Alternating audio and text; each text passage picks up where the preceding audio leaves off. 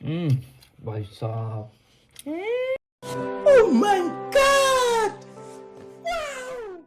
Simple अंडा भुर्जी rice बनवणार आहे. त्याची रेसिपी खूप जास्त इझी आहे, जास्त तामझाम करायची गरज नाही.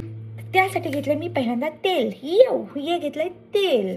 भुर्जीला तेल लागतं, त्यामुळे तुम्ही थोडंसं तेल जास्तच टाका. इसमें डालेंगे थोड़ा सा जीरा, बारीक कट केलेली मिरची टाकायची यामध्ये. मस्त चांगली घ्या मिरची भाजून, चांगली घ्या मिरची भाजून.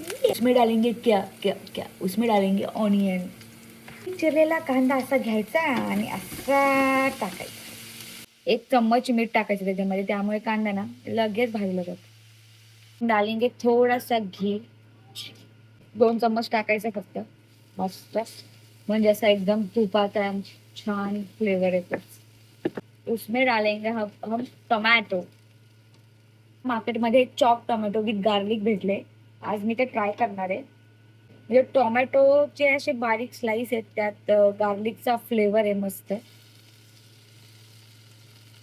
आता याच्यामध्ये मी थोडासा गरम मसाला, 1 चम्मच धने जिरा पावडर, 1 चम्मच लाल मिरची पावडर आणि आधा चम्मच हल्दी, थोडासा चिकन मसाला पण टाकते मी.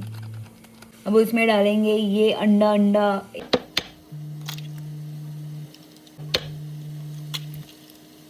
थोडंसं मीठ टाकायचं.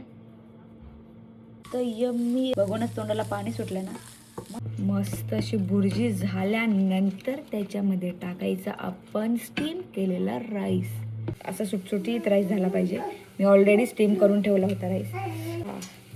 वा वा वा, क्या बात आहे भाई. बघू शकता तुम्ही किती मस्त कलर आलाय राईसला. But I can't eat. बच्चा आल्याशिवाय मी नाही जेवू शकत. तुमचा अंडा भुर्जी राईस तर रेडी आहे. वाव, बघूनच खूप जास्त यम्मी वाटतंय. अब डालेंगे प्लेट में ये अंडा भुर्जी राइस, क्या बात है, क्या बात है. आज तो खतरनाक कुछ तो बनाया है तुमने. पता नहीं कैसे हुआ है यार, फर्स्ट टाइम ही बनाया है मैंने. चलो let's start, I can not wait. भाई साहब, ऑसम. बच्चा खरं सांग कसं झालं. काय मस्त आहे. वाटलं नव्हतं. फर्स्ट टाइमच बनवलं आपण.